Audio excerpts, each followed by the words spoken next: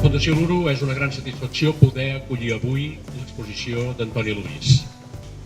Jo crec, Antoni, que amb aquests 70 anys has demostrat que ets un gran artista i crec que en pots estar molt orgullós, perquè la panoràmica que tenim aquí de la teva obra ens ho demostra.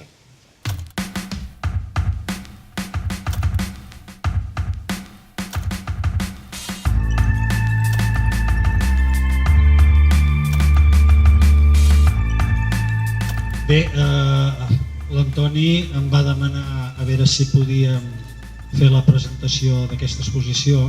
Ens posaríem aquí i jo la primera pregunta que li faria seria: Antoni, explica'ns una mica aquesta part d'aquí, perquè jo em penso que aquí d'alguna manera és el començament de tot, no? Devia tenir 16 anys o així, més o menys. I aquestes són, el que veus aquí, les he volgut portar perquè són dues obres sortides ben bé de la imaginació espontània, són les dues primeres.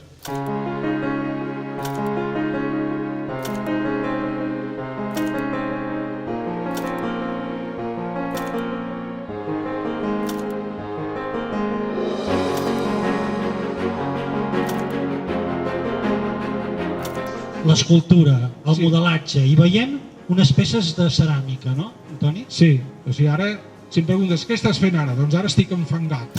Enfangat, molt bé. O sigui, m'he posat amb el fang i estic treballant, doncs això, figures de ceràmica, amb terra cuita, que, en fi, i aquí n'hi ha una petita mostra d'algunes que n'he anat fent.